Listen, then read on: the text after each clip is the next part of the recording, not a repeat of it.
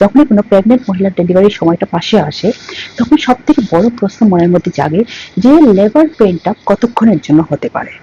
কেউ কেউ বলেন 24 ঘন্টা লেগে যায়, আবার কেউ কেউ বলেন যে খুবই কম সময়ে ডেলিভারি হয়ে যায়। আজকে আমি ডিটেইলসে এই জিনিসটা বোঝাবো, যাতে মনের ভয়টা আপনার কম হয়ে যায় আর সাথে নিজেকে আপনি তৈরিও করতে পারেন। লেবার পেইনের 3টা ফেজ হয়। প্রথমটা হলো আর্লি লেবার পেইন। এটা 6 থেকে 12 ঘন্টা হতে পারে।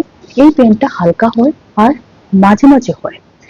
এই সময়ে বেশিরভাগ মহিলাই নিজের ঘরেই থাকেন। নেক্সট হয় অ্যাক্টিভ লেবার পেইন। এই সময়ে পেইনটা বেশ বেড়ে যায়, আর যেটা মাঝে মাঝে হয় সেটার গ্যাপটা কম হয়ে যায়। প্রায় 4 থেকে 6 ঘন্টা এই পেইনটা চলতে পারে। এই সময়ে হসপিটাল যাওয়া খুবই প্রয়োজন। নেক্সট হলো ডেলিভারির ঠিক আগের পেইনটা।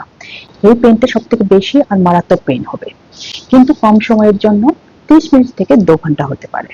আর এরপরই আপনার শিশু এই পৃথিবীতে আসে। এখন প্রশ্ন আসে যে লেবার পেইন কেন লম্বা হয় বা ছোট হয়। দেখুন, প্রত্যেক মহিলার এক্সপিরিয়েন্স ডিফারেন্ট হয়। এটা ডিপেন্ড করে মহিলার হেলথ আর ফিটনেসের উপর, বাচ্চার পজিশনের উপর, পেটের ব্যথা বা জোর কিরকম পড়ে সেটার উপর ডিপেন্ড করে। আর সব থেকে বড় কথা ডক্টরের সাপোর্ট, যেমন পেইনটা কম করার জন্য ডক্টর কিরকম ইনজেকশন বা মেডিসিন দিচ্ছেন আপনাকে। অনেকেই মানেন যে লেবার পেইন 24 ঘন্টার জন্য হতে পারে।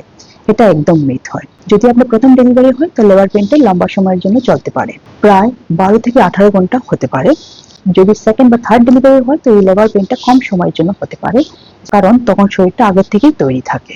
যদি মা হতে চলেছেন তো কিছু কথা আপনি মনে রাখবেন, যেমন প্রেগনেন্সির এই 9 মাসের জার্নিতে ব্রিদিং এক্সারসাইজটা খুব করবেন, যেমন শ্বাসটা ভিতরে নেওয়া আর বাইরে করা। এটা আপনার ডেলিভারির সময় খুবই হেল্প করে। আপনার পার্টনার বা যে সাপোর্ট পার্সন থাকে ওনাকে সবসময় সঙ্গে রাখুন, রিল্যাক্স করুন আর ডক্টরের টিমের উপর ভরসা রাখুন।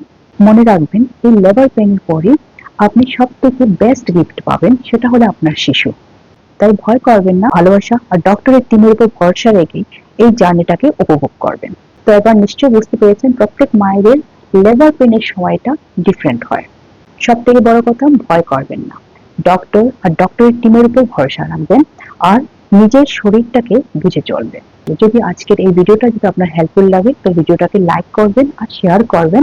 আর হ্যাঁ, এরকম প্রেগনেন্সি আর মাদারহুড নিয়ে যদি সত্য আর দরকারি ইনফরমেশন চাই তো চ্যানেলটাকে একবার সাবস্ক্রাইব করে দেবেন।